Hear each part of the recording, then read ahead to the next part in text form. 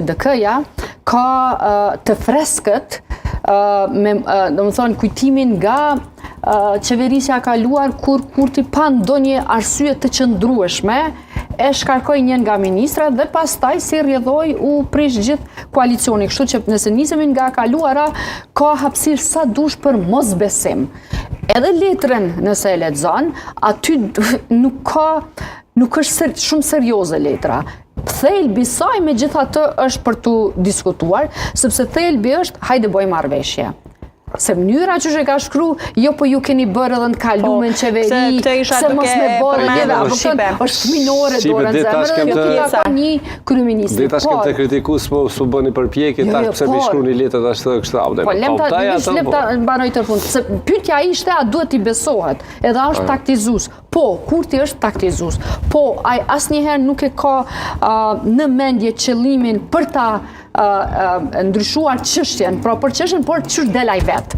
Ai gjithmonë mendon në rënd të parë veten e vet dhe pastaj çështjen.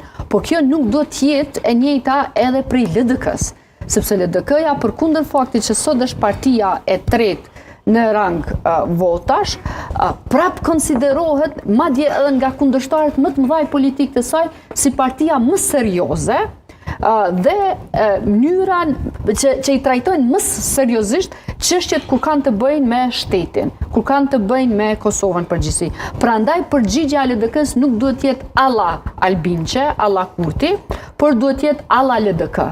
Është një situatë shqipe për LDK-n si ajo që thot populli hyp se të vrava është dryp se të vrava? Prandaj përgjigjja asaj duhet jetë çush i takon LDK-s. Pra thot, po ne mund të qeverisim me këto kushte dhe kushtet mos jenë ne e dojmë këtë pozitë, ne e dojmë atë pozitë, por këto janë çështjet për cilat ne duhet merrim vesh dhe ne e kemi ekspertizën. Arsyeja pse unë mendoj se LDK-ja duhet të, nëse don me bë marrëveshje, duhet me patjetër të insistojnë në pozitën e kryeministrit është kjo pastaj që Kurtit nuk i zihet besë, nuk i besohet, sepse ai nuk ka tregu vizion, ai është taktikues i mirë, por një lider i mirëfillt është ai që sheh përtej interesit të vet, përtej interesit partisë vet dhe e vën interesin e shtetit në rand të parë. Unë shumë shpesh du ta përsëris, du ta ndaj një thënie, cilën e ka thënë Eleanor Roosevelt në fakt, e që është mendjet e mëdha mendojnë për ide,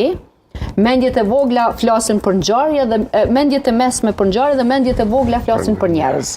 Mendjet e ngushta do të thoja. Dhe Kurti gjithmonë ka folë për njerëz dhe për pozita. Edhe tash, domethënë, ai insiston, nuk thot cili është mënyra më e mirë për me zgjedh kryetarin e kuvendit, por insiston në një emër të përveçëm, sepse kështu don ai. Do të thonë edhe nuk jep arsye, por kjo nuk duhet të jetë pra përgjigjja e LDK-s. LDK-ja shumë seriozisht duhet ta trajtoj këtë, jo për shkak se i ka shku si ofertë, por për shkak të përgjegjësisë historike që ajo ka në ndërtimin dhe ruajtjen, jo vetëm ndërtimin, por edhe ruajtjen e institucioneve dhe kushtetutës së vendit. Qeveria kaluar, pra qeveria Kurti 2 ka bën një varg shkeljes.